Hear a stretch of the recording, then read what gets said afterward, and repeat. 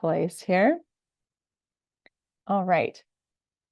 So today I'm going to talk about experience books really for everyone, not only for students who are deafblind, but also we have our deaf or hard of hearing plus other disabilities. And these would be experience books for those students as well. And just so everyone notices that all the photos that I've shared here are shared with permission. So who am I and how did I get here? So I'm Krista Dillman. I have kind of a varied past, like Anne had shared. I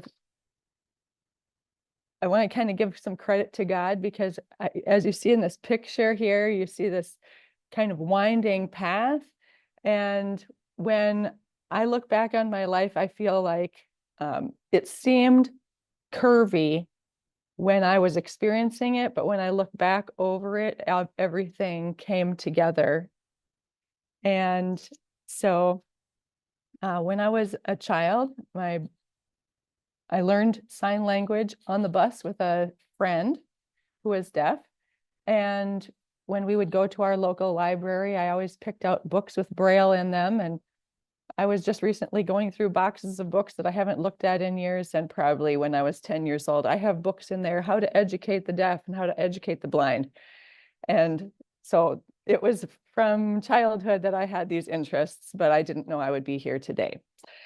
And then my brother was born, he had Down syndrome. And so I got to see all of those service providers come to our house and how they worked together to provide programming for him and teaching him sign language, other alternative ways of communicating, all of his OT and PT goals. All of those things got to work together, and I got to see how those professionals worked when I was young. So after he was born, we were using sign language with him. I got to join a deaf group at our church, and I started interpreting for youth group. Then I went into interpreter training, and then I was working in disability services at a college. So I got to work with students of all disabilities, but primarily those who were deaf or hard of hearing. While I was there, I decided, vocational rehab is the thing for me. And I got my master's degree in vocational rehab. But I kept interpreting because it was really enjoyable to me, and I got to work with a variety of students. Now, after I've been interpreting for many years, I switched over to teaching deaf and hard of hearing. And I've gotten my master's in teaching deaf and hard of hearing, and most recently just finished my master's in teaching deafblind from the University of Utah. So that's how the path kind of curves around, but yet I still come back to where I am now. I think, Anne, you have a poll that you could send out to the group. I just wanted to know a little bit about who is here in the room with me.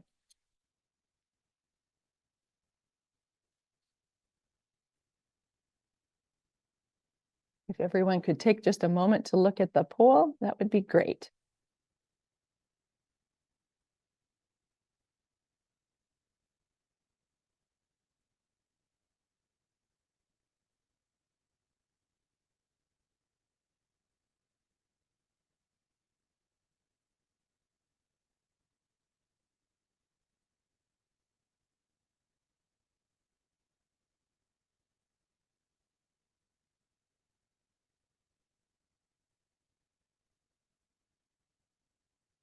Awesome.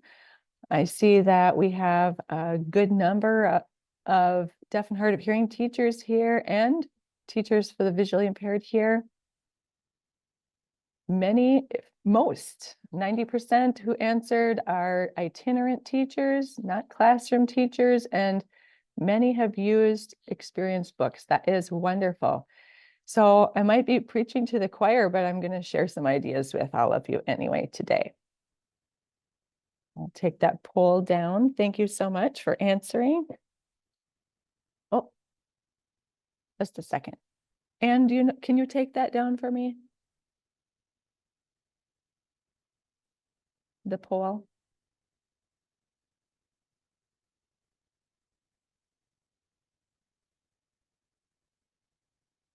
I'm just going to close it out. I think that makes it go away for everybody. Alrighty, so jumping right into what are experience books? Who are they for? How do we make them? How do we decide what topics to use? I'm going to encourage you to be like Miss Frizzle from the Magic School Bus. She always says, take chances, make mistakes, get messy. I think that sometimes people get hung up on not knowing where to start, and people get kind of paralyzed. What do I do then? And I'm not sure how to move forward. And I think that can be the case for many teams who have DeafBlind or deaf students with other disabilities, Deaf Plus. But I encourage you just to try out an idea and see where it leads. The student might lead you to find the right topic, or you might find a concept that they know well and you can scaffold to another topic. I'm sure that most of you are familiar with Miss Frizzle. She's very much into experiential learning and letting students kind of take the lead and take chances and make mistakes and find out that's not the path. We need to move on to a different path. So I encourage you to also be free to make mistakes that way, because that's how we learn. We learn better from mistakes than from our successes. So, experience books. Most of you said you had experience with them. Who are they for? They are for everybody. I would encourage you to use them with your deaf-blind students, deaf or hard of hearing students, of course, visually impaired students, and deaf plus other disabilities. Experience books, why do we use them? We want to document what our student has been learning. In our general ed classrooms, many times teachers will hand out worksheets, right? And those worksheets, they just fill them out and they go home, and if parents are looking at them, they can have an idea of what they're learning right away. But many of these students that we're talking about, we're not sending home worksheets. So how do parents know what their student is working on? Through an experience book. These can document what they have learned. It shows that the curriculum has been differentiated to meet their individual needs, and it's experiential in nature. Experiential meaning I had an active role in participating in doing an activity. I was able to experience it in my body, with my senses, as well as with my communication. And this is the way that I can show what I have learned. Just like you and I might have photo albums, I might be dating myself. I go back through my photo albums and I say, oh, I remember being at the lake. And I remember making that cake that didn't turn out so well. Those kinds of things. Those are experience books for us by looking at the photos. But if our student can't look at photos or they can't fill out a worksheet, how are they going to remember what they learned? So these are like photo albums or our Facebook memories that pop up. Do you remember 5 years ago when you were at this place? That's what an experience book is for our students. So sometimes people think, well, how can that be literacy if we're just putting a bunch of things together in a book, or just photos like we have a photo book? These are all pre-reading skills that we would recognize in like toddlers and into kindergarten. Those are all literacy skills. Enjoying looking at a book, turning pages, even if they're not in the right order, turn to one page, turn back, sharing stories, retelling and reliving an experience, and sequencing.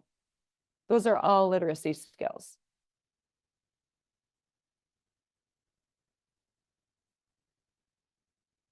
these things are all experiential. And I would encourage you, I have these white links in here. At a later time when this is posted, you can click on these and go to another page. Experience books are based on multi-sensory learning. So I'd like everybody to just throw in the chat a couple things. What senses do people have?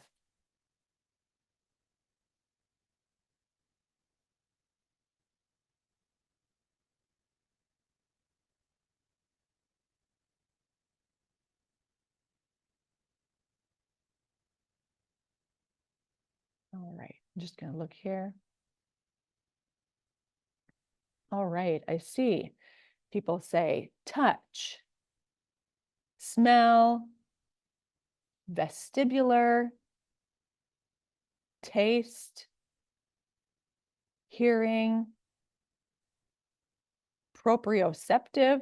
Nice words. Everybody's got it all in here. Oops.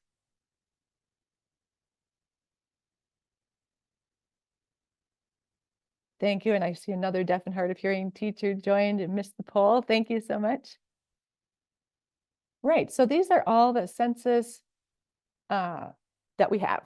Most of the time people think, well, we have 5 senses, but we actually have more, as you mentioned in the chat, the proprioceptive and vestibular.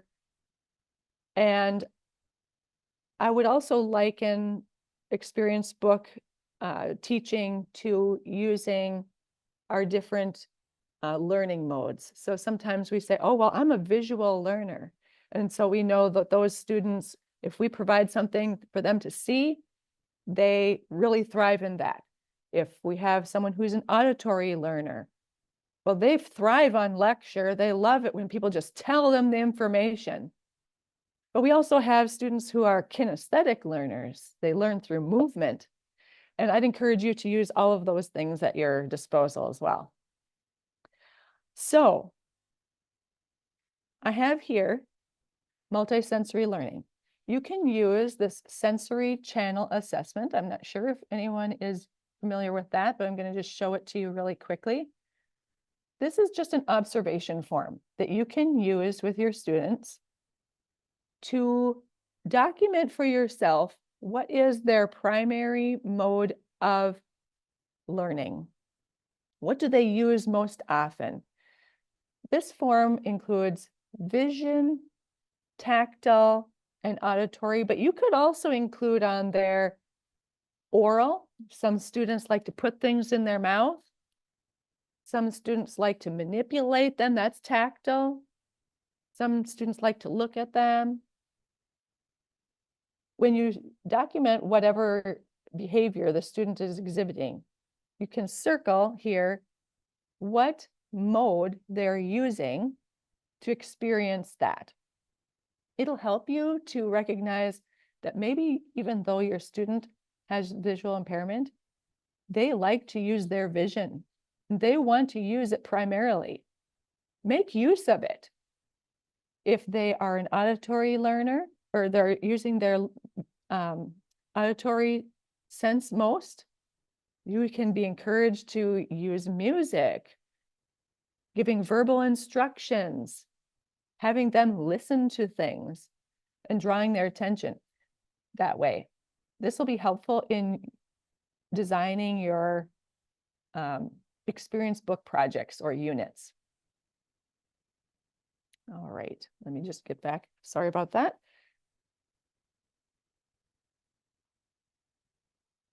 Okay.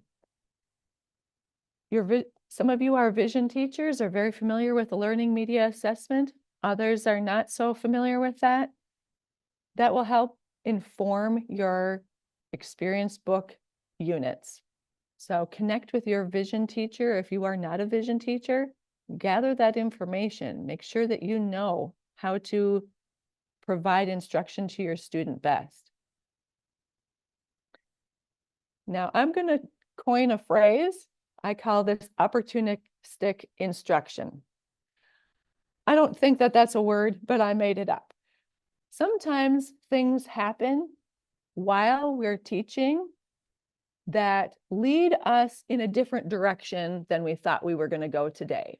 And I would encourage you to make use of every opportunity possible, because otherwise, how will we know where the student needs to go? Let me give you an example. Currently, I'm working on fire safety with a few of my students. But right in the middle of an activity that we're working on, I notice that my student puts their head down and closes their eyes and appears to not be listening to me. But I notice that I can hear bowel sounds. Like stomach sounds. And the student is clearly focused on what's happening in their body. So I give them a little bit of wait time and I say, I'm waiting. And with the student, I use the sign wait, but on their arm, so that they know that I'm waiting. And in a moment, I can see that they're done doing whatever they needed to do in their body, because they put their head back up and their eyes open and they start verbalizing and interacting with me again. This is a perfect opportunity that I would call opportunistic instruction. I don't know if that student knows that right now they're having a bowel movement.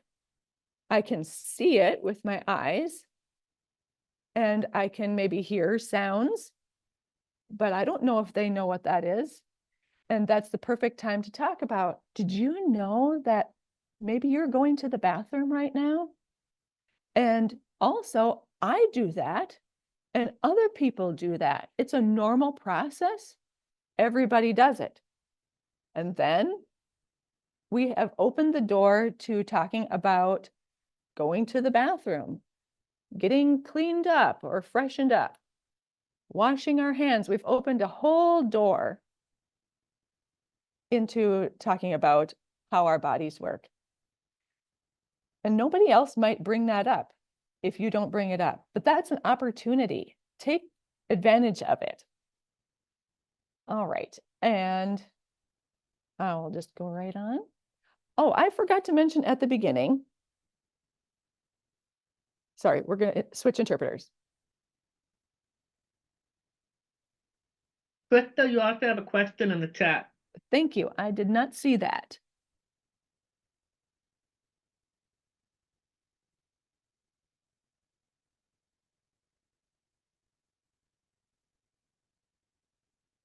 Sorry about that. I was trying to open the chat.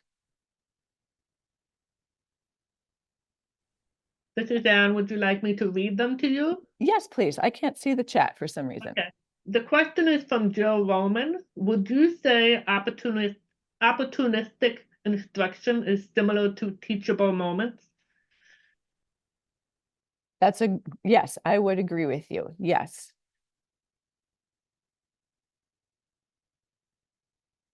That would be a teachable moment. But at the same time, now we've opened the door to this topic. And that's why I say it's opportunistic instruction, because I'm going to stop and take that time, just like you said, teachable moments, but I'm going to bring that up again next time. And I might even change it into a topic that we'll talk about explicitly. We'll finish what we're talking about, our unit, and maybe we're going to come back to that opportunity and just talk about that for a while. So it might turn into my next topic, is what I'm saying. Thank you for the question. All right, I'm just going to move the chat over so now I can see it. All right, so experience books, they serve multiple purposes. I kind of covered some of that already, but that's okay. So according to Hearing First, we see the link in the bottom of the page here. Experience books serve multiple purposes, including storytelling, building memories. When we go through an experience book, we can relive it together. Actually, I have some experience books that I will show you later, but I'm just going to grab one right now because it illustrates my point. I will show you more pictures of this later, but this book is called Pumpkin Counting, and it only has 1, 2, 3, 4, 5 pages, but this book took 2 months. So every time we go through this book now, we relive all of the things that we did. We build memories and review what we did. And we can talk about it in order. So first, we talked about pumpkins. And we talked about, I even brought some with, okay? We talked about white pumpkins and what color they are, the feeling of a pumpkin, what vocabulary surrounds pumpkins, stems, flowers. We even had vines and leaves.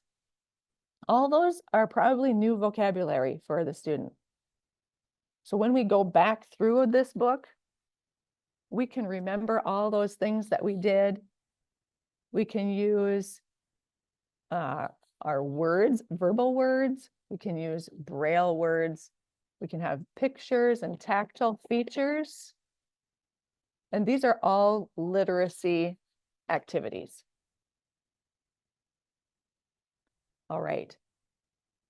So, teaching deafblind students or Deaf Plus or Vision Plus. So all of these students, I'm going to just encompass in using the word deafblind for the purposes of today, is a team effort. It doesn't happen by one person.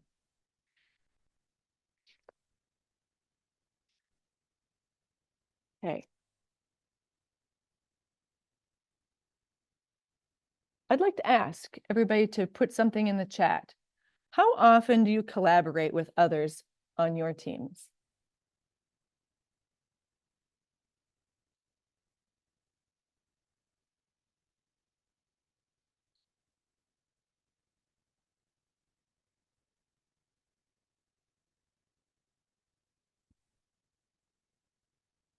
I see some answers in the chat: daily, weekly, as often as I can. Of course, it depends on the student. Weekly. Oh, you guys are awesome. It depends on the team. Some weekly, some monthly. Daily if possible. Weekly with the intervener. Those are all wonderful answers. Thank you for everybody who answered.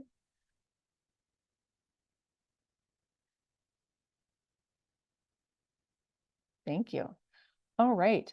So I would like to share my experience with our teams and what has changed for me over time.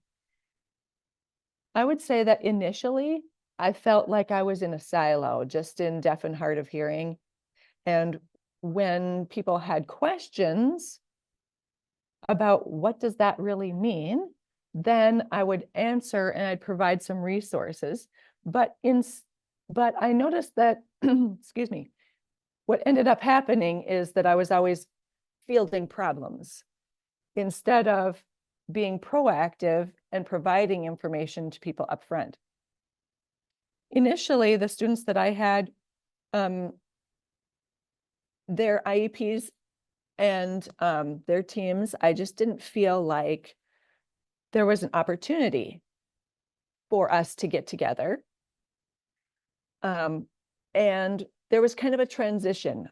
I thought I needed more support from other professionals on our team: vision, OT, PT, speech, and others.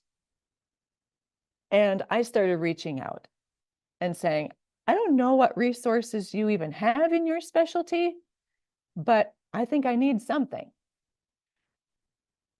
Unfortunately, they didn't know what to give me because I wasn't asking the right question. So I was able to find over time that I could get to the right question if I said, oh, here's my topic that I want to work on. Can you help me support this topic?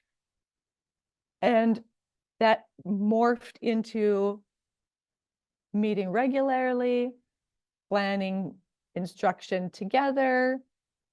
And this is really important that we are able to get those teams together.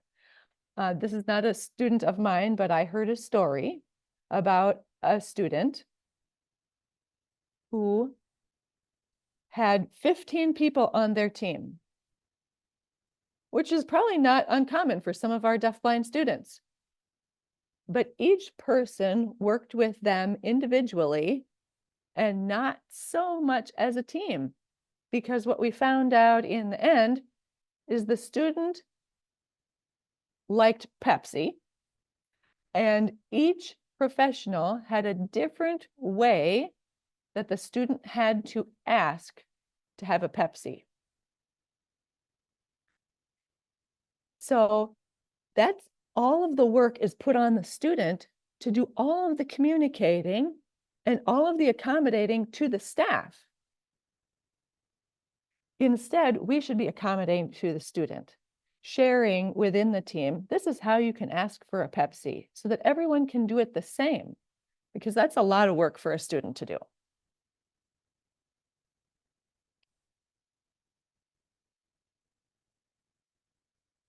All right, let me see here.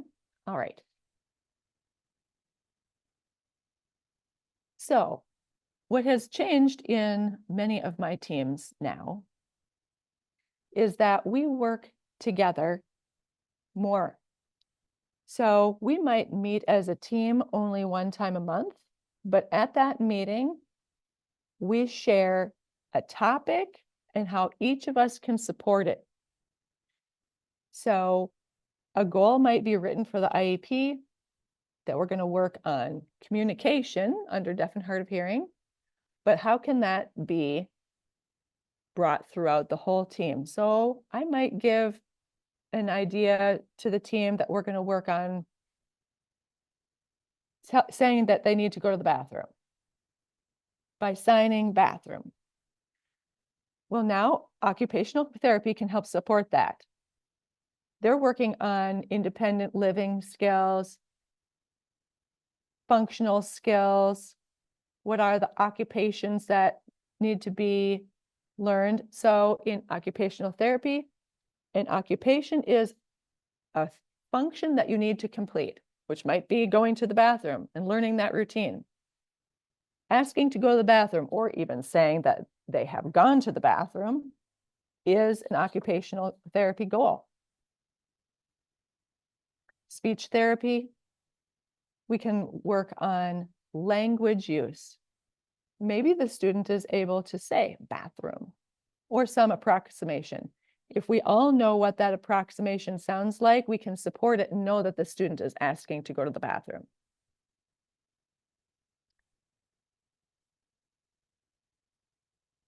Right.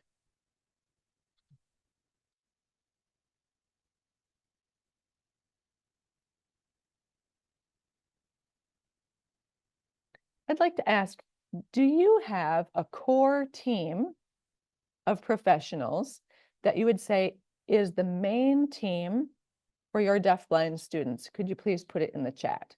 Who would be those main core people?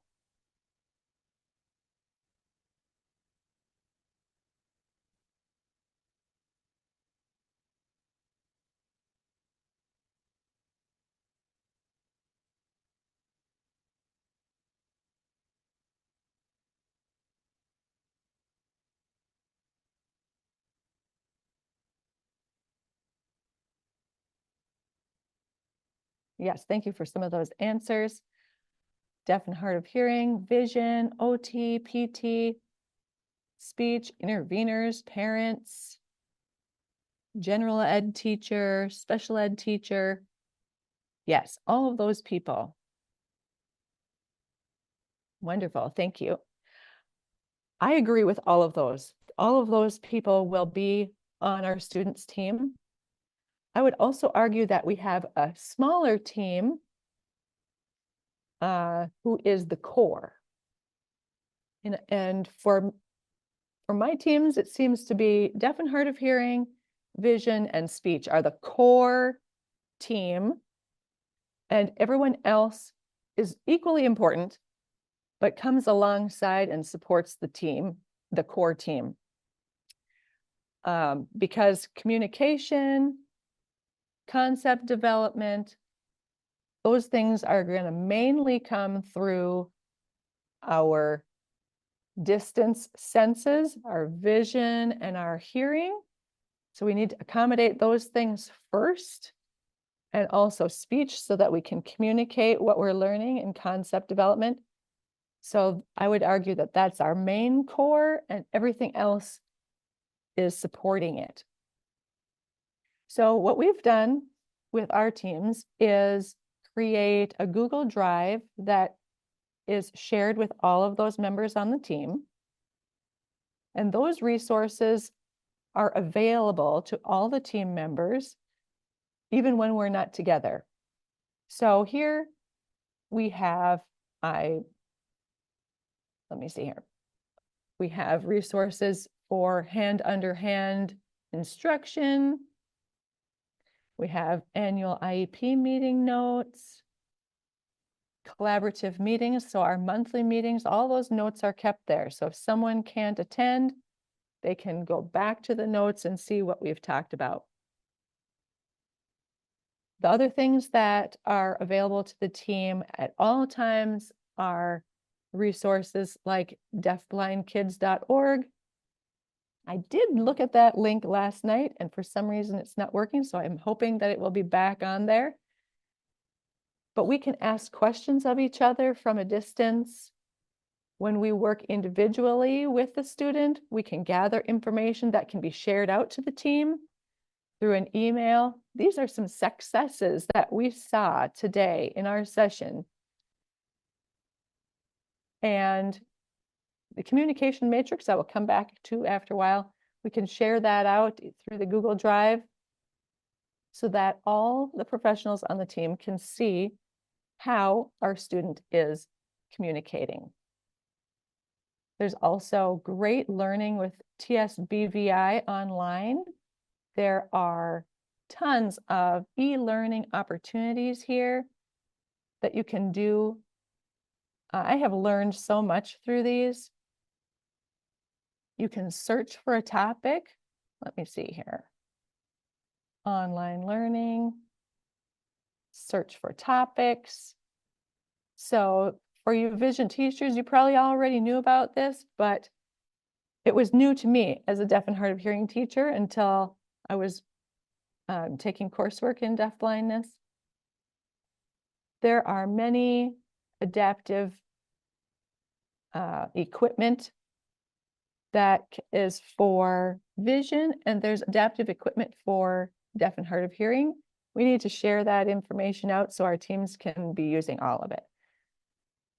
There are lots of workshops here. We have Introduction to the Intervener Team Model, Principles of Active Learning. If you have not learned about active learning, especially in deaf and hard of hearing, I didn't learn about that. Active learning, this is a great opportunity to learn about it and incorporate that into your practice.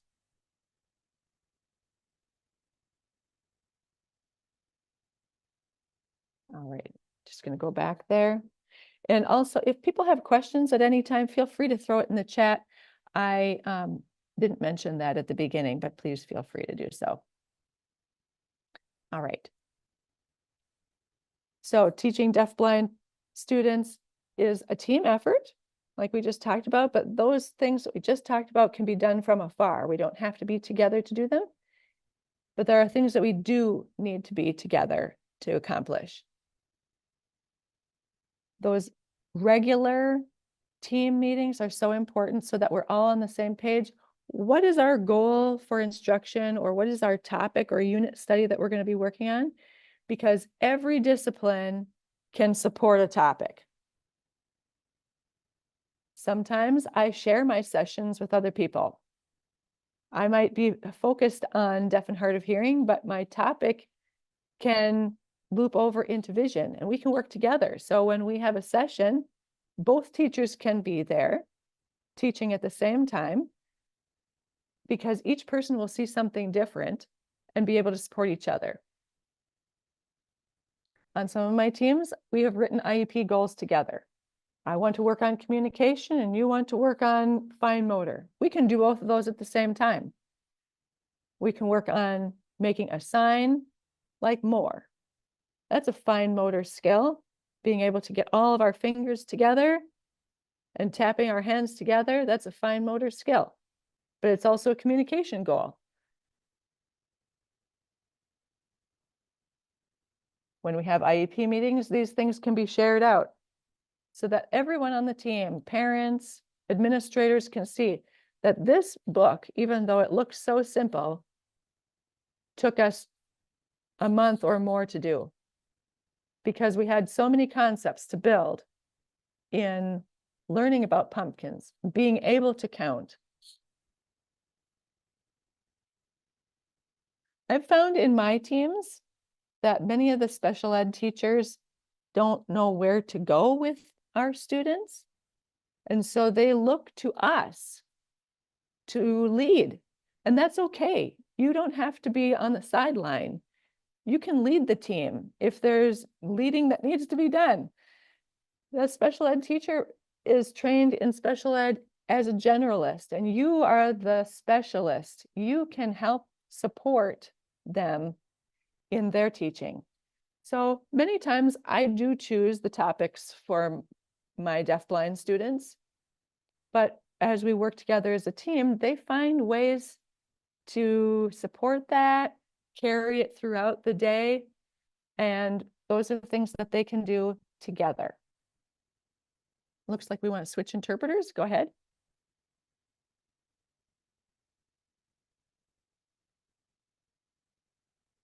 Sorry about that. I think I changed my screen.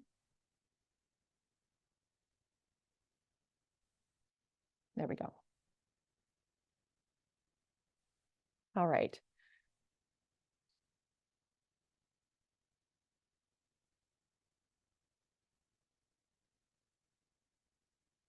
So most of my sessions, I complete a variety of tasks with my student. And I've divided those things up into access, activities, strategies, and routines. But all of these things are happening simultaneously. At the beginning of a session, I want to make sure that my student has the best access that they can. Making sure they have their glasses on if they're using glasses or hearing aids. That might be something I have to do throughout the session because all of a sudden the glasses come off and they're on the floor or the hearing aids are on the floor. So I might have to revisit that multiple times during a session. But those are also opportunities, like someone said, teachable moments or opportunistic instruction. If the glasses go down onto the floor, I'm not sure if the student knows they're on the floor.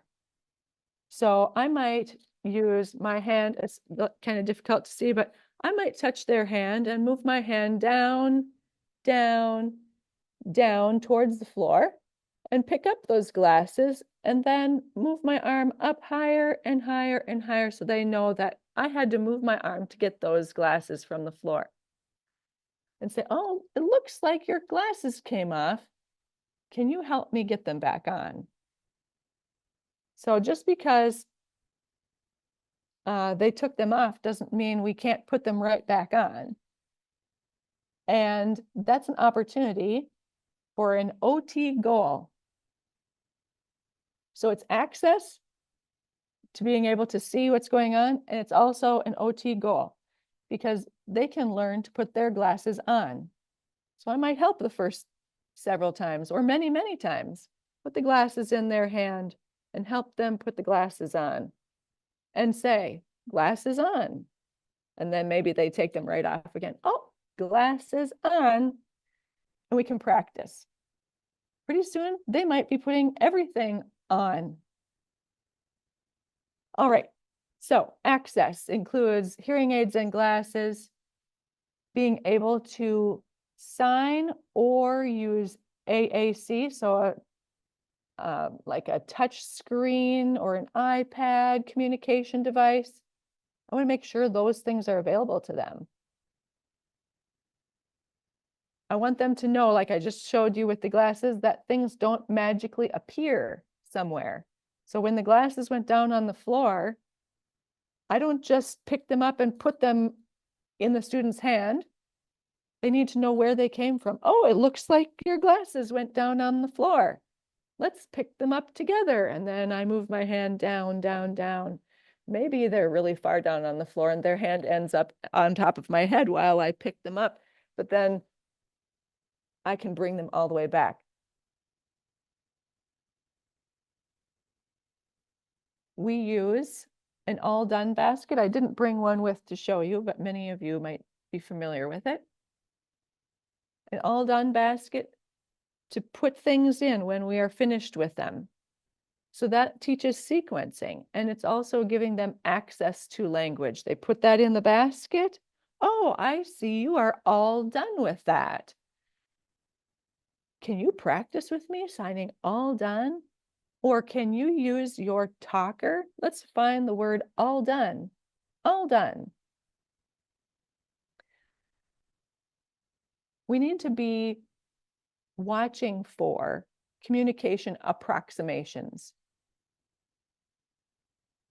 Sometimes a student might make a sign or reach towards their communication device, showing that they're attempting, but we don't know for sure what it is that they're doing. Try to identify for them what they're doing. If their hands can't make it a full sign all done, but they picked up their hands and it looks like they're trying to do something, maybe they're saying all done. We say, hey, it looks like you're signing all done. So then next time when their hands come up just the same way, you say, oh, I see you're signing all done. Let me help you sign all done. Or if they're reaching towards their AAC device, it looks like you might be saying all done. Let's do it together and push the button, all done. I heard that. I heard you say all done. Acknowledge those communication attempts.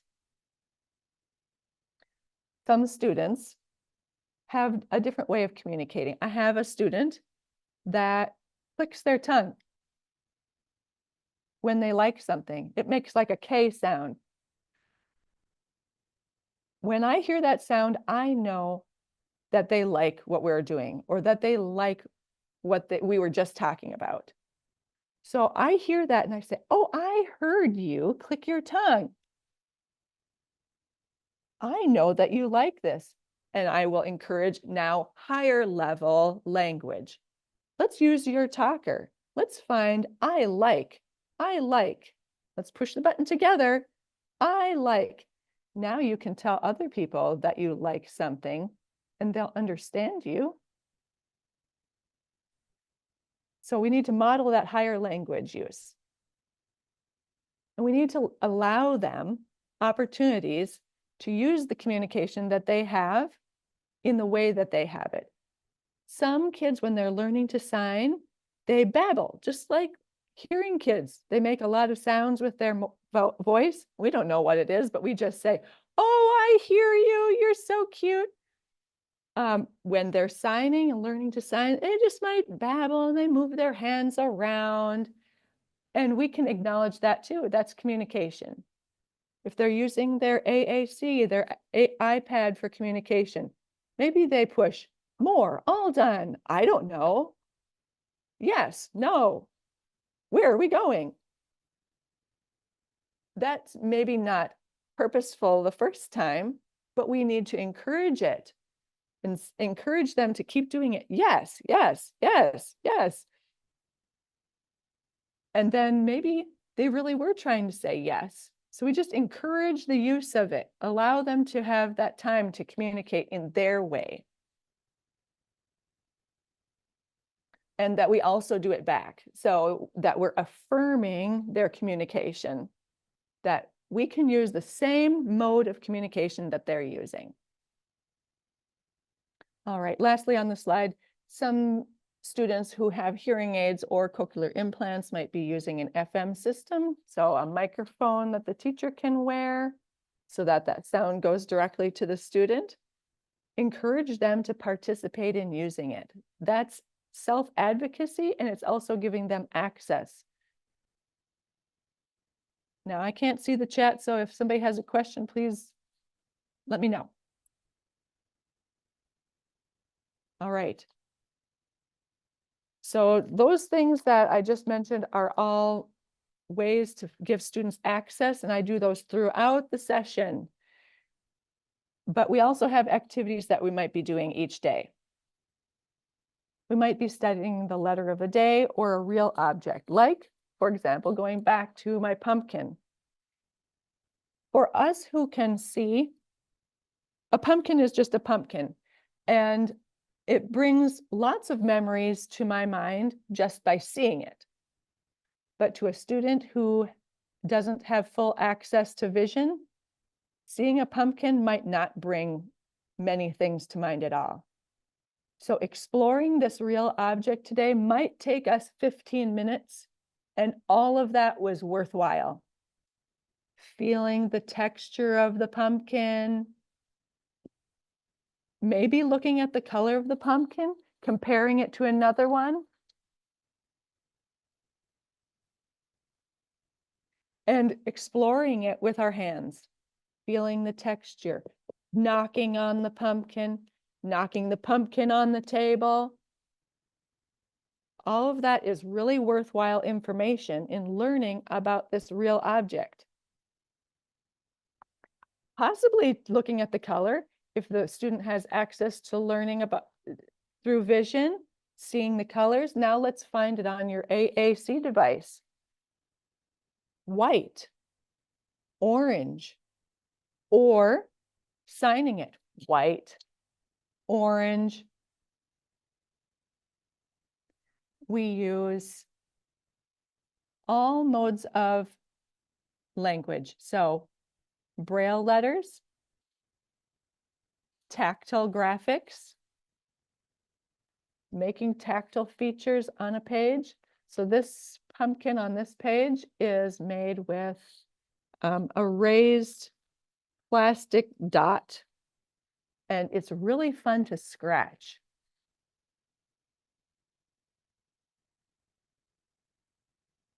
Let's see. I also encourage writing. So we might write with a pen or a pencil, but we might use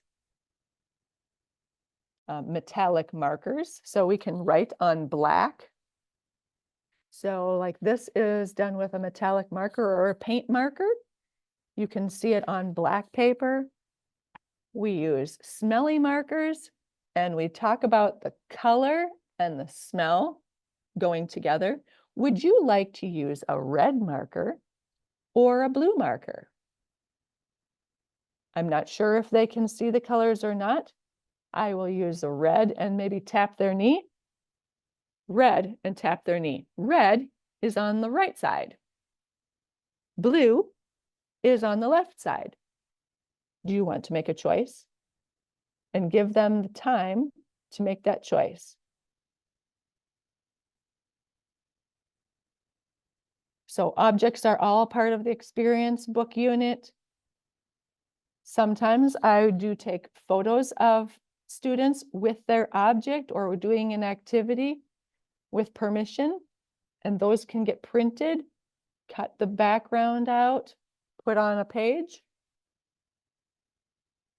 And we do activities that include movement, music, rhythm. All of those things can happen every day.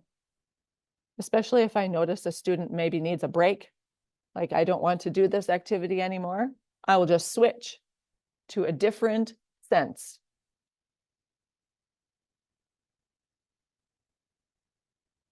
So here are some of the strategies. You see here at the top of the slide, a picture of me with a student. You just see our hands. We're looking at a calendar. And I just kind of stuck my hand underneath his hand. So this is an example of hand under hand. I know my finger is on top of his hand, but I want to guide him to move his hand. Let's see here.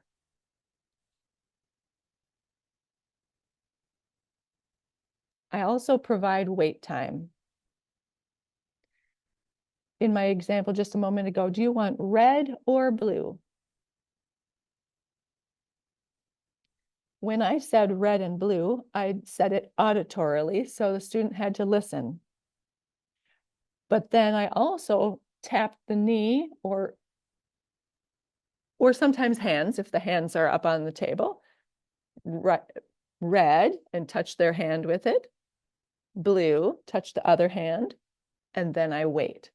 So if you go back to that sensory channel assessment that I talked about earlier, I don't know for sure if the student is using each sense to experience it or if they have a preferred one. So when you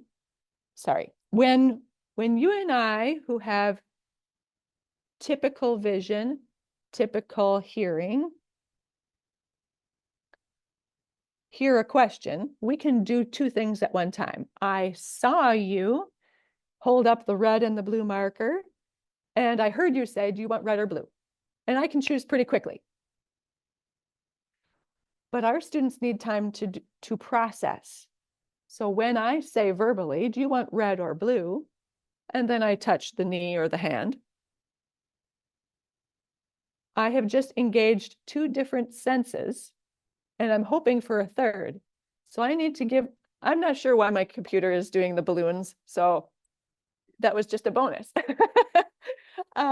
But I have just incorporated three senses, and I need to give them time, because if I said the question and then I presented it touching their knees or their hands, and they also have to look to see which color was the red and the blue, they probably are not doing those three things at the same time. They're toggling between them. I heard the question, I felt the tap on my hand or knee, and now I'm looking at the colors. That's a lot of processing. Now they have to think to themselves, did I understand the question? Yep, I understood the question. Now I was being asked to make a choice. What do I want? And now they have to figure out how they're going to answer that question, either verbally or picking up the hand to the corresponding color. And then they have to do it. So we need to give them time. And I've seen that it's very difficult for me to do. I have to count in my head. I give them 10 seconds. 10 seconds is a long time, but they might not be ready to answer just yet. So you need to be really in tune with your student and watching for when they give a response. Anne, did you want to say something? I saw your picture come back on. Whenever you're ready, it'll be time for a 10-minute break. I just wanted to Yes. give you a heads up. Thank you. You know what? I think we'll pause right here because I was just talking about wait time, and then we'll continue on this in a little bit. We can go ahead and go to the break then. So we are at, according to my watch, 10:16. We'll come back at 10:26, 10 minutes.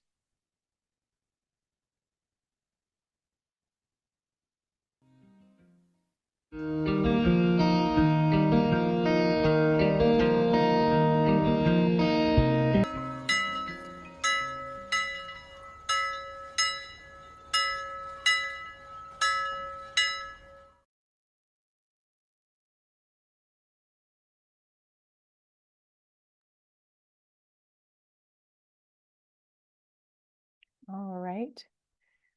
we've come to the end of our break. Just going to get my slides back up.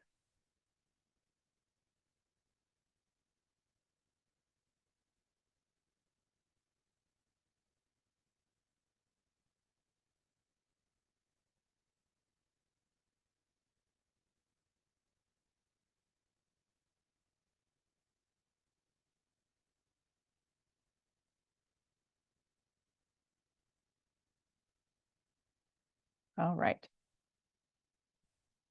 So I was saying some of these strategies, I'm going to go through a few of them kind of quickly. And if people have questions, you can feel free to put it in the chat. One important thing is to remember to do with, not for. Probably some of you have heard that before, but it's easy for us to quickly cut something out and just give it to the student or have everything already ready, and then we just put a project together. But our DeafBlind, Deaf Plus, those students, they need to learn how a process happens to get to where we are. So if we're going to glue something, I have a little school box with glue, scissors, crayons, and other things in it. And I bring my box and I say, oh, it looks like we need some materials. Can you help me open the box? And it might take a little bit of time, like I was just saying about wait time, to help open the box. Do it together. Just a second. I'm going to open the chat so I can see if anybody has something to say. There we go. Thank you. Open the box together. We're looking for glue. The glue should be in here. Let's find it together. And we both put our hands in the box. Where's the glue? Oh, that feels like a pen. That's not what we're looking for. Oh, here's the glue stick. I can tell it's thick. Let's get it out. And usually about this time, the glue stick is on the table or on the floor. So we have to find it. So we look together. I say, oh, I'm going to use my hands to find the glue stick. It must be here somewhere. And we look on the table together. And we can use our eyes too. I might direct the student and say, I want you to use your eyes this time and look. The glue stick is on the table. Let's find it. And then we look together, and then we hand under hand reach towards the glue stick and pick it up together. And then I don't just open it, get it all ready and glue it. Here, you're ready to glue. Nope. I say, hey, we need to use two hands. And I might reach around the other side of the student so that we have two hands together. Let's open this glue stick together. And then probably I'm doing the most of the work, just to be honest. But look, we're going to twist it together. Let's twist it and open the glue stick together. And now we can put the glue on our paper together.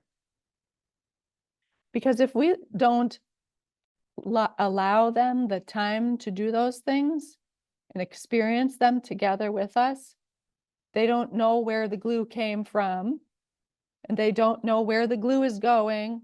And suddenly I have a piece of paper that's sticky, and now I'm supposed to stick it on this other piece of paper that I don't know where that came from either. So we need to allow all the time for this experience. That's why it all goes into our experience book. We worked through it together. All right. I build in opportunities to talk about concepts. So we opened the glue together, and we can close the glue together.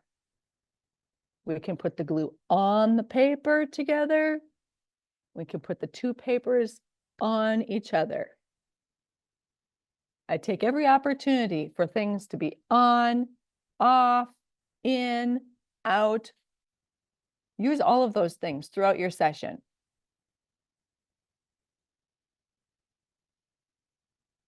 I use a variety of technology. So some things are low tech, some things are high tech. Something low tech could be just a pencil holder those little rubber things you can put on your pencil so that they can hold their pencil easily. Something higher tech, I can use the light box to put a piece of white paper on and use colored markers, and they can color on it and see the different colors.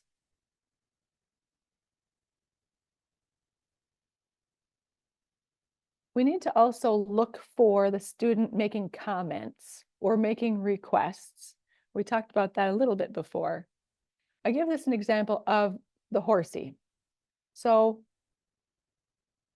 many of you may have seen in the Open Hands, Open Access modules, some teachers sitting on the floor with students, and they'd put things like cookie sheets on their legs, and then they bang on it so you could feel it and hear it, both with your hands and with your legs, the vibration of the cookie sheet and the sound of the banging, the motion of doing the banging. And then a little later on in the video, you just see the student sitting on the floor, and they just put their hands down on their lap. And that was a communication event where the student said, "Do you remember when we had the cookie sheet on my lap and we banged on it?"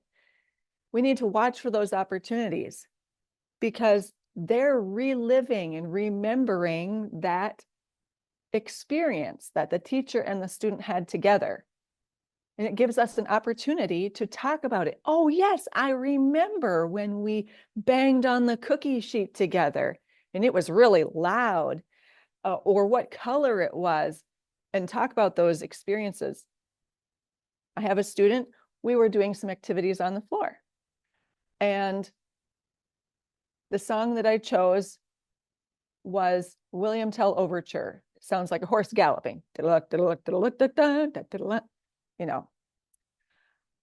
And I chose that because the student was kind of having a breakdown. We just needed to redirect our attention to doing something else, and I just chose it at random. But when he heard the sound, he wanted to do some motion with it, which is my intent. So I was sitting on the floor and I set him on my knees and bounced him a little bit like a horse. Well, as soon as I stopped, because I wanted to have an opportunity now to do more and all done, I stopped the music and I said, with his hands and my hands, "Do you want more music or are you all done with the music?" And then I gave him wait time. Well, he didn't choose to sign more or all done, but he did this with his body. And he bounced. I said, "Oh," I identified his communication. "I see you bouncing. I think you want to do it more." So I helped him with his hands, signed more, and I turned the music back on. Many months later, at random, sitting by the table in a chair, not even on the floor, he stopped doing what he was doing. We were coloring, and he sat up straight like he remembered something, and he just bounced his body. And I said, "Oh, yes, I remember that when we did the horsey when we were sitting on the floor." And he smiled and he laughed. These are opportunities that we need to make sure that we recognize communication events and go back to those things and talk about them. All right, there's lots of other strategies on here. I'll let you read those another time. If you have questions, though, please feel free to put them in the chat. I'm going to move on. So some routines that we do. These routines, I would like to say we do exactly every day, but we don't do them every day, but pretty close. We go through the calendar like a regular calendar with Braille edging on it so that we can feel it, look at it, and talk about it. I use ASL listing, like on a non-dominant hand. First, we're going to have this activity, then we will do the second activity and the third. I also use what's called protactile listing. So protactile is similar, but not the same as American Sign Language. It uses American Sign Language signs as the base. But when we use ASL, that's visual and we can see it. It takes up space in front of us. Protactile language uses body space instead. So an example of ASL listing that I just gave you was using our non-dominant hand. First, we'll have music, then we will get out and use our walker or something like that. But instead of doing that, I can use a list either on the shoulder. First, we will have music, then we will get out and use the walker. Or we can use the top of the thigh closest to the knee. First, we'll have this activity, and then we'll do the next activity. I have found this to be very, very useful, and students remember what we're going to do and will ask for different activities. That way, I don't have to depend on them hearing it when I gave the instruction, and I don't have to depend on them seeing it. I also don't have to depend on using their fingers when sometimes some students have a lot of extraneous movement and it might not be able to catch their hand to be able to do first and second. It's too wiggly. But if their knee or their shoulder is not moving, they can experience the schedule in their body. First, we're going to do music, and second, we're going to get out and use your walker. Or on their knee, same thing. First, we're going to do music, and then we're going to get out and use your walker.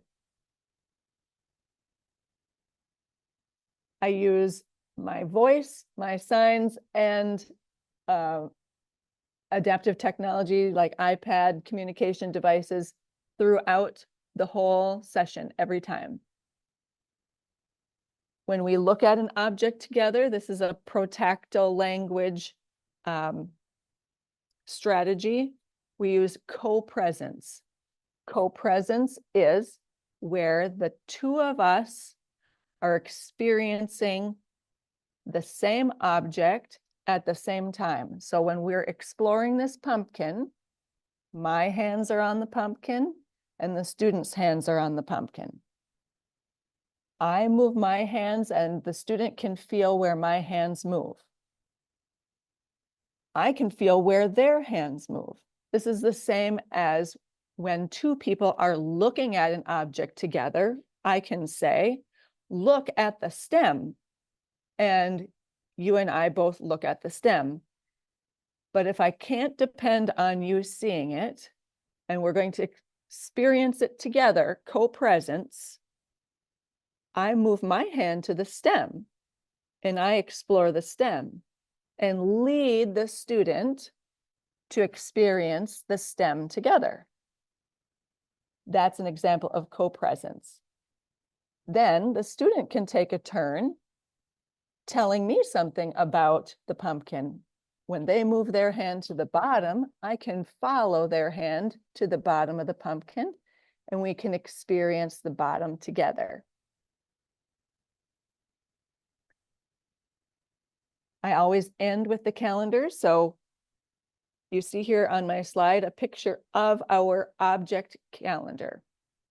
This is a calendar system, for those who are not familiar with it, that we use to put both a card that has the word, the printed word on it, the Braille word on it, and a picture, and the object in the box that represents that activity. So here you see in the object calendar on the left, it's actually a picture of me, Time with Krista. And in the box, is a piece of blue Dicem. It's kind of sticky. You set it down on the table and put another thing on top of it and it won't move. But this is our work symbol. So we do work with Krista. And when we're done, those things go in our all done basket and we go on to the next activity. Those can be explored with the hands or eyes. So you can reach into the calendar box, take out the object, remember what it is, and then remember what activity is, and then also take out the card, look at the print word, feel the Braille word, look at the picture, and pair those things together. So at the end of the session, we'll put those things in the all done basket. I also make sure that students know when I come and when I go. So when I first come in and see the student, I gain their attention by touching their shoulder, and I move my hand down their arm to their hand and I say, oh, this is Krista. I use the sign language K. This is Krista, so that they know who is coming into their space and who's with them.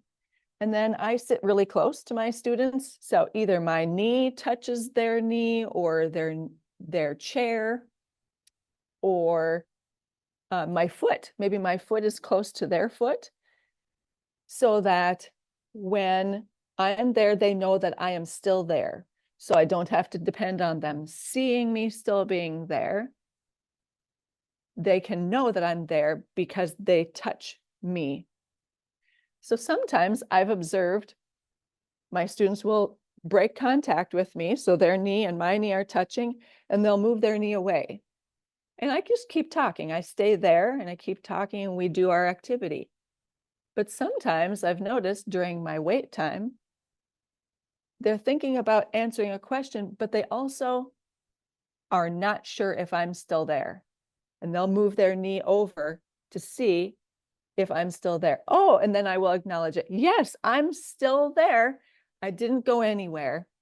Or were you looking for me? I'm sorry you didn't know I was still here. I'm still here. I didn't go anywhere. When we have regular vision and regular hearing, we just look around or we listen to see if we still hear the person in our space, but don't depend on it. Make sure the student knows where you are. And then I also say goodbye when I'm leaving. I always say, oh, see, this is still Krista, but it is time for me to go. And I kind of loop my fingers together with their fingers if it's possible, or just kind of get a little grip on their hand. And I wave goodbye to my students. That's what I do. Everyone might have a different way of doing it, but that's something that I do with my students so that they know when I do that, this is Krista, it is time for me to go, goodbye. Then now I'm going to leave. And then I use what's a protactile sign. I say, I'm going to leave now. And then I leave. So next, if I was just leaving the room and I was coming right back, I wouldn't say goodbye, but I'd say, you know what, I have to leave and I'm going to come right back. So I leave. And when I come back, I say, oh, I am back. Now you know that I'm here. And then I'll sit close to them so that they can touch my knee or something like that. All right. So very briefly, I'm going to tell you about a couple of my students. So I have these students that you see listed on my screen. An 11-year-old girl. She has some mild hearing loss in one ear, but no beneficial hearing in the other. Do we want to switch interpreters? I'll wait.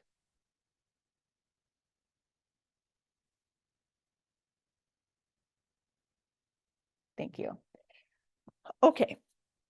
And I'm sharing this with you so that you can see that there is a range of hearing abilities and a range of vision abilities and how we can accommodate that using all of the things that we've talked about so far.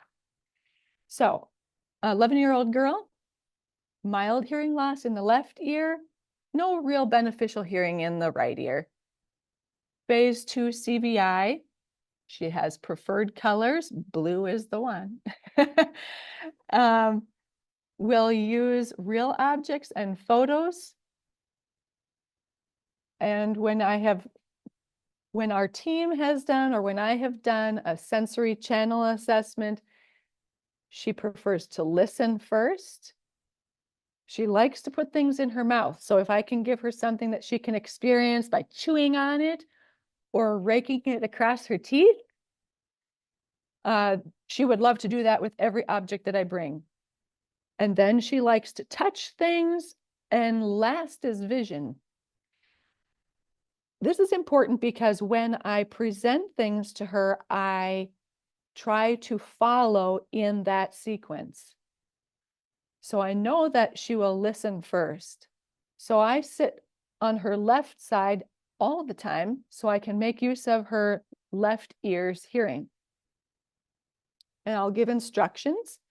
And then I know that she wants to put things in her mouth. So I try to make sure I bring things that she can experience orally, not necessarily eat, but that she can touch it with her mouth, feel it with her lips, maybe her tongue, and that she can touch them, manipulate them, and then sometimes also look.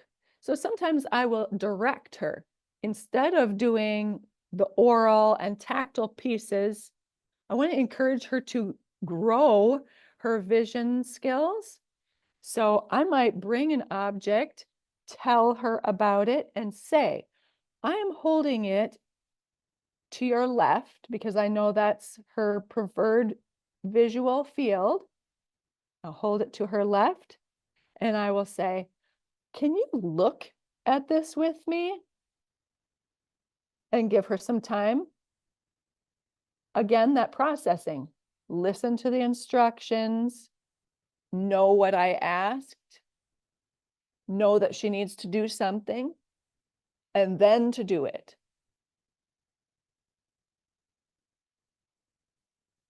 Let's see. Whoops, too many slides. Sorry about that. All right.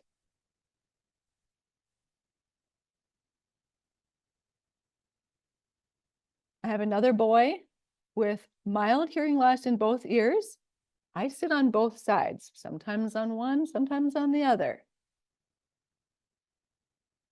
Has some cerebral palsy and TBI, so traumatic brain injury, TBI, and some limited movement, CBI phase 1, and some nystagmus. So for those who don't know that word, his eyes kind of shake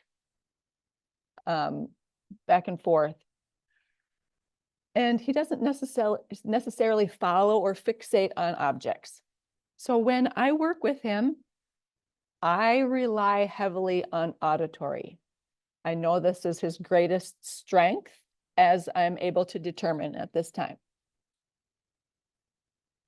When I have something that I bring to him into his space, like my pumpkin, I will put it very close to his body, and I'll try to use his hands and my hands to help him experience it.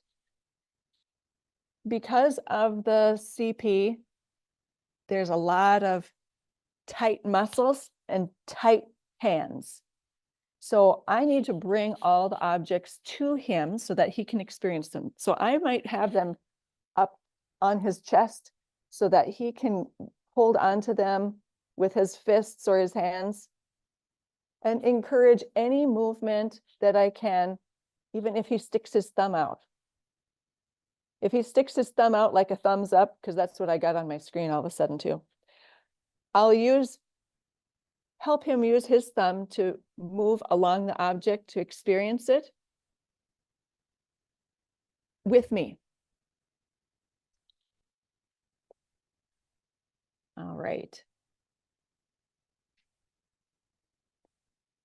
Does anybody have any students who are similar to these that you would like to share a small story with us?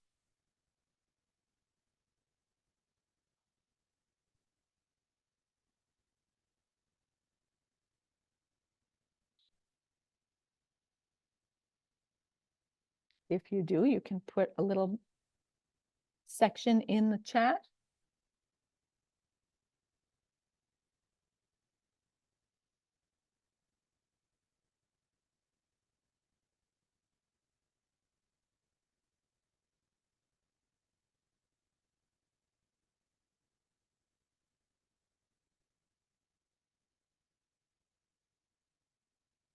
All right, I see everyone's feeling a little shy. That's okay.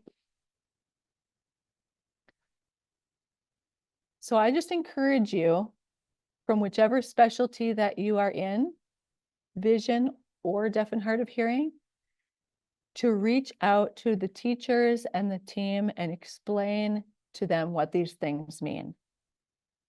Even though they're normal topics for us in our specialty, we shouldn't assume that they know what these things are. And give them some strategies on how to work with the student. For example, from my deaf and hard of hearing lens, sometimes I will send out something to a teacher that says, this is what the student's level of hearing is. This means in everyday practice that, for example, my first student there, Molly, they can hear you pretty well out of their left ear. If you can make sure you are always on their left side when you are talking to them, speak in a normal or just a little bit louder than normal voice, and be close, then they can hear you the best. Sometimes I also might make an audiogram with the speech sounds on it. We call it a speech banana. I didn't put that in here, but you can look it up if you're interested. And I just chart on there. This is what their hearing looks like. But this is a professional usage of data. We need to explain what that means in real words. I might say, do you see how this mark is below a certain point? That means that those sounds that are above it, like an S or an F sound, those are really difficult for our student to hear. So if you're going to use words with those in it, please speak louder. Make sure you're in their area where they can hear the best. Give them ideas on how to accommodate for our students. Similarly, for vision, I encourage you to send something out and say to them, this is their preferred visual field. If you bring objects to their lower left side, they'll be able to look at objects better. But if they're above or to the right, the student probably won't have access to that object.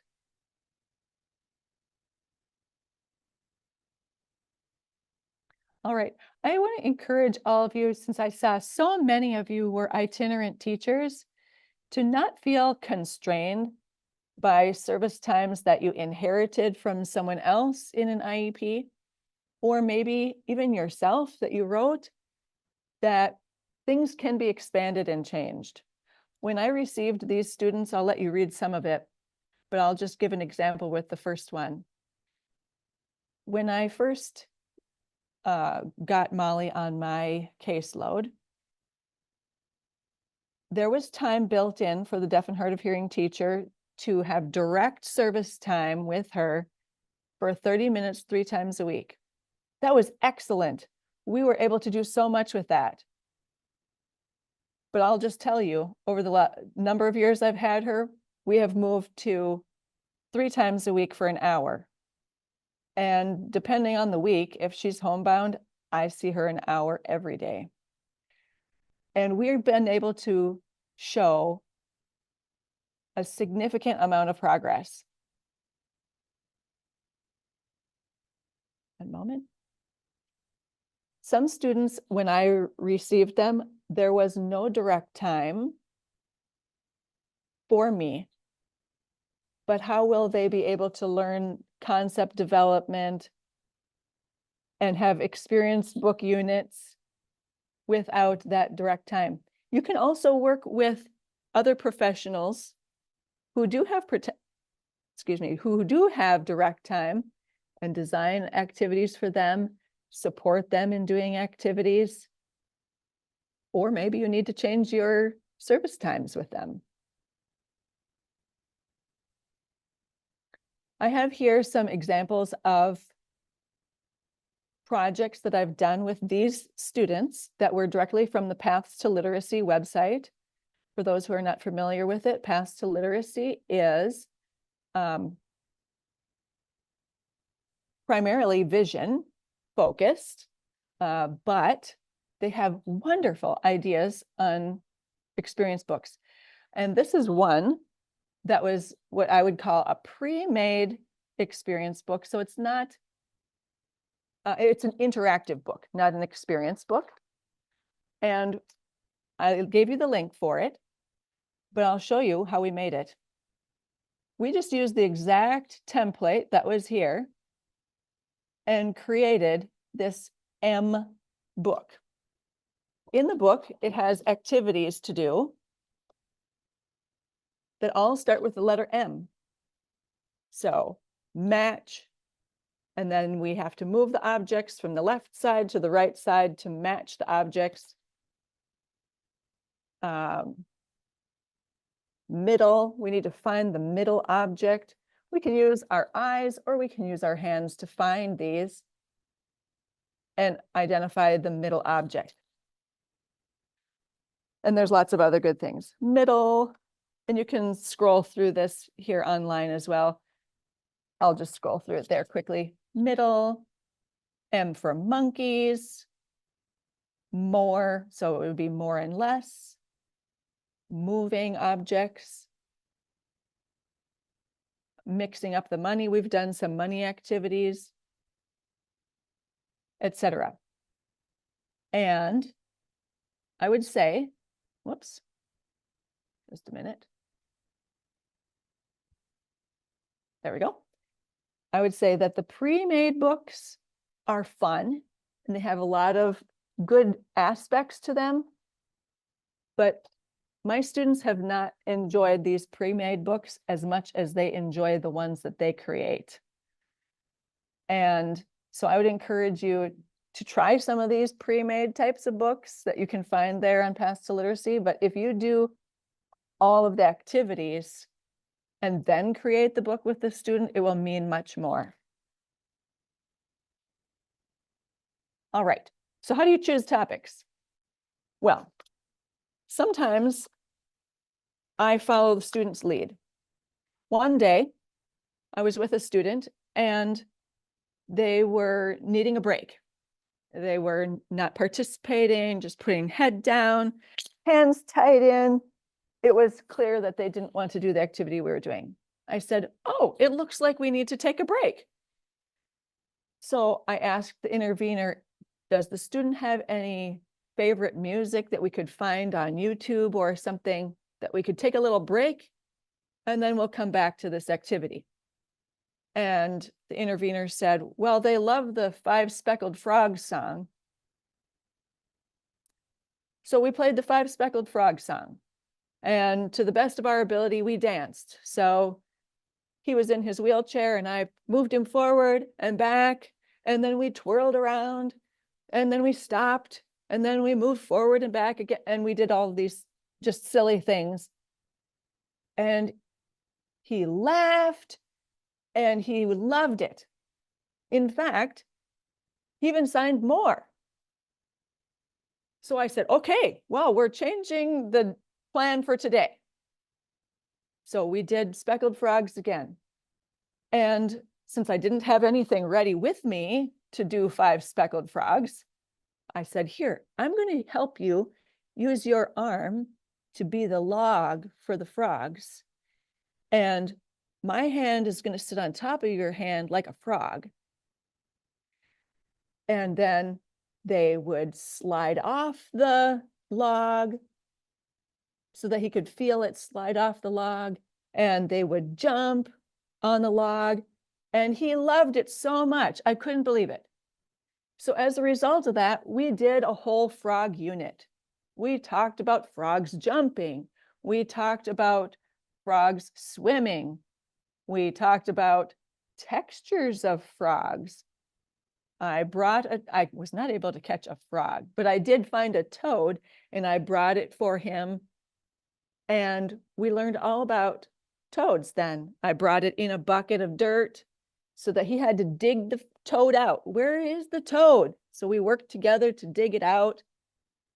And we used the light box and put the toad on top so we could see it hop. And he was able to look at the toad, feel the texture of the toad. We need to make sure that we use topics of interest to the student because we can scaffold to many other things. Just because he was interested in the Five Speckled Frogs song doesn't mean we have to do all little kid type activities. We can do high level activities about frogs and toads. And it started with Five Speckled Frogs. So you might think, well, Five Speckled Frogs, that might not be appropriate for a high schooler. Well, that's where it started. It was a high school student.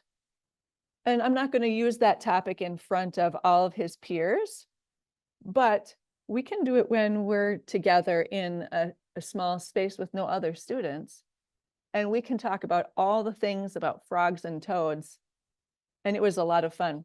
So take risks on choosing topics. Let students guide you sometimes, and then move on to a topic that's related. Sometimes it seems like people are afraid to use literature because, well, my student doesn't read books and there's so much text and it's a chapter book with 100 pages in it. How could we ever do that? I'm going to tell you that you can. All right. I will show you it in a minute. So when we are designing our unit, though, make sure you incorporate all of the senses that we've talked about. Choose activities specific for individual senses. Once a book is created, you can use it with all of the other people on your professional team.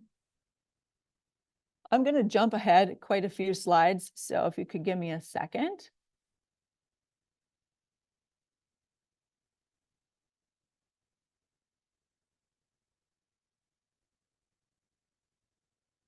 Okay. All right.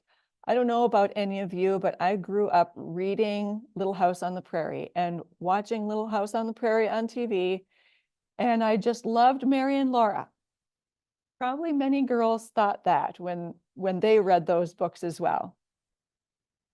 Now, those books are a big chapter book and very difficult to read with a deafblind student if you're going to read all of those pages.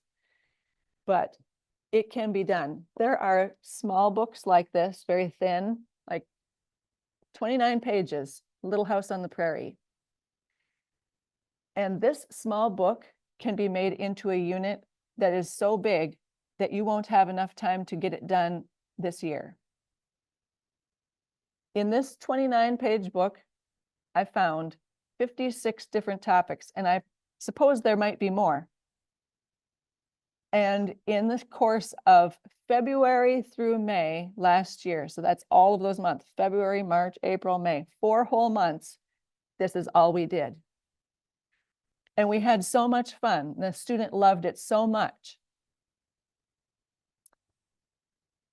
There are cooking skills there, life skills, recreation, employment, tons and tons of academic skills that you can pull out of this, and lots of opportunities for concept development. Sometimes I think, what is concept development? But I'll show you. So here is one page from the book.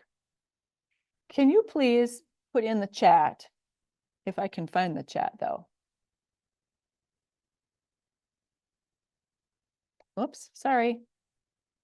I don't know where the chat went for me. But can somebody please put in the chat a topic that you think you could cover from this page? I can read it to you, Krista. Thank you.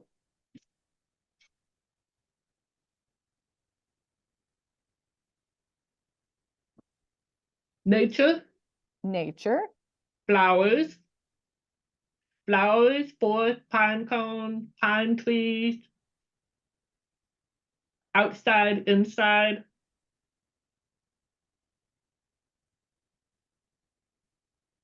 yes, thank you. grass. Could go into the seasons next. Weather.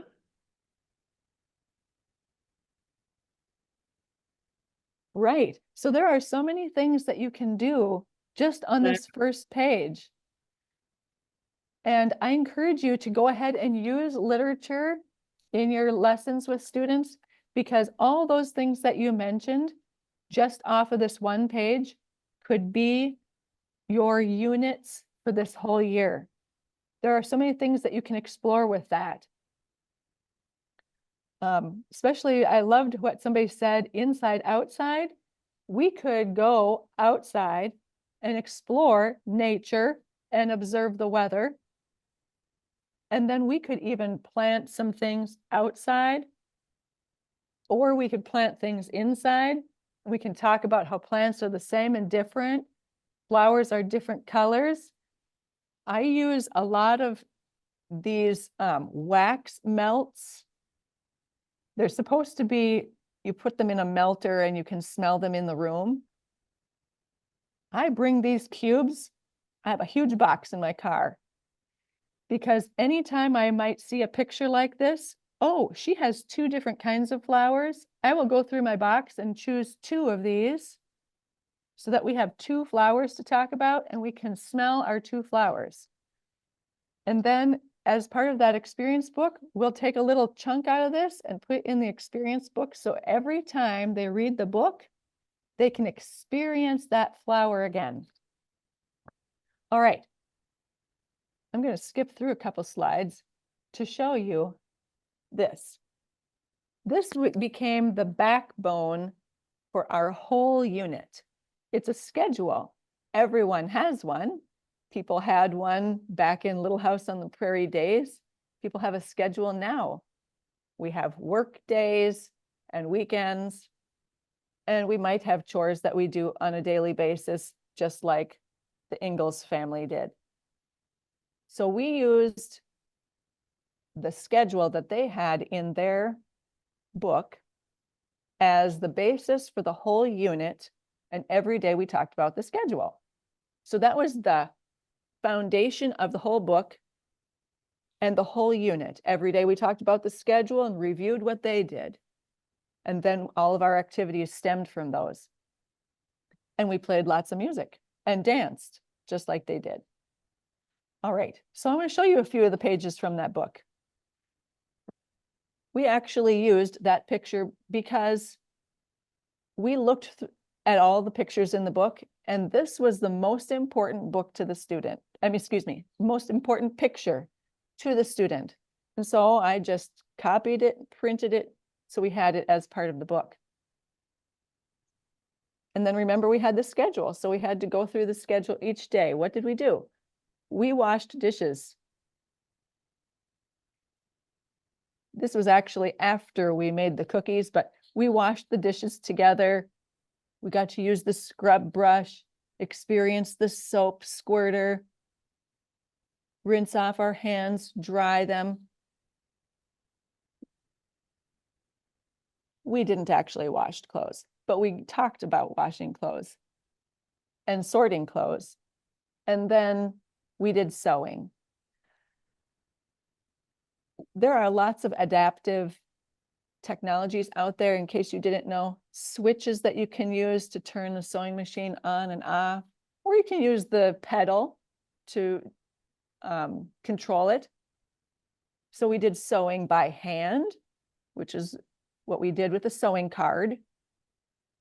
Stitching in, pulling out, those are fine motor skills, so that doubles up a goal.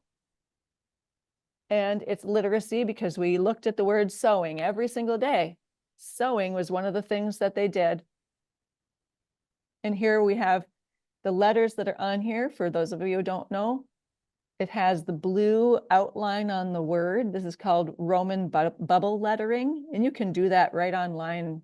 Just type it in, Roman bubble letters. You can type in any word and print it out with preferred colors to help make that word pop out, to be able to see the shape of the word and be able to identify the word and pair it with what activity you're doing. We did sewing, we made butter, we took a piece of the whipping cream container, cut it out, And the little opening spot is still on there. So every time we read the book, we can still remember how we had to open the whipped cream and pour it out. This is actually a little piece of Play-Doh, but it feels like butter because the butter we got in there with our fingers and it was squishy and pliable. And so we have a little piece of Play-Doh in there to remember how we got to move the butter around. Baking cookies, and then we had a picture of how Laura baked cookies because we liked that picture so well. A picture of another person making cookies. Also in the book, they talked about finding or harvesting in the fall. So we actually went outside and I just put the potatoes on the ground, as you can see, but we had to find the potatoes. And that was our learning about where potatoes came from. We used a bucket of dirt, we dug them out, we sorted them by colors, we got them outside, we cooked potatoes, and we made a little game. So there's a little dirt in the book with big lima beans so that you could find them in the dirt, just like we did when we found the potatoes in the dirt. And we used Mary and Laura. I cut out a potato. That part I did myself. I didn't let the student help with, but I cut out the shape of the potato to make an M for Mary and an L for Laura. And then we made stamps of those letters in the book. Here's our potatoes, sorting red and yellow potatoes, eating potatoes. Oh, yes. And it just so happened we made use of a different class was building a shed outside of the school. So we went and visited that shed all the time and we called it our little house, or little house on the prairie. And we walked in it, we touched it, we went around it, we felt how long it was, how tall it was as far as we could reach. And then we put popsicle sticks on it because we had pieces of wood that we felt outside. And then I brought the popsicle sticks outside so that we felt that they were the same as the wood in the little house. And we put them on the page. And the sewing, we got to make a quilt. So that was really great. I think we are coming up to the end of our time, and I didn't get to finish everything, but I want to make sure people have an opportunity to ask some questions if there was anything that you wanted to talk about still. If you can put it in the chat.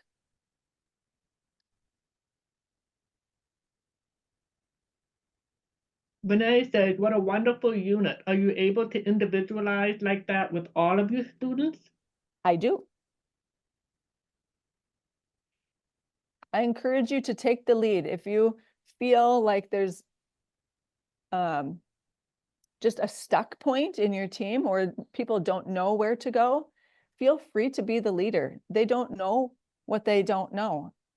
You can help the team grow so much and your students grow so much by taking the lead on that. You want to stop sharing your screen so we can see you? Yes. Sure, thank you. Alrighty. Reminder. Can you see the chat now? Your presentation gave me all kinds of great ideas to use with my students. Thank you. Jill says, so fun and meaningful. Thank you. Yes, I can see the chat now. Thank you. Okay, great. Thank you. I'm not even teaching right now, and I've got lots of ideas. This was wonderful. It's really, I think it's really important to have teachers who are doing the work to share what they're doing. We had a few years ago Doreen Baum. She talked about the calendar system, and so now having Krista here talking about experience books and the many, many different ways that she's doing it. I really appreciated how you incorporated literature too, and then how you can take that and expand and create experiences and experience books from that. Because sometimes I think we may get a little limited and thinking, we can't really do literature. And you're right. I mean, I think there's a way that you can just pull out different concepts, different units. And with all of the movement right now with the READ Act, it's so important to have some actual literature and some actual literacy instruction for our students. Other piece I think about too, like what you're talking about, Krista, and when I was a teacher, I remember that sometimes that one-on-one time with the deaf hard of hearing teacher or the blind visually impaired teacher is sometimes that's the only time Yes. or one of the very few times that this child actually gets undivided attention. Yes. And so I know that sometimes teachers of deaf, hard of hearing, and blind, visually impaired, you might be on the run and like, I don't know what I can offer. But even just 20 minutes sometimes is more than what they're getting now. Yes. The other piece I like too is that what you shared is how to have it collaborative and including the intervener so that the work that is done with the teacher can be carried on and can be practiced. Because we know that just a one-time exposure is not enough, even if it's once a day. So being able to carry that through is super important. So we really appreciate that. I see in the chat someone had said would like to use the presentation as professional development for the interveners. That's a great idea too.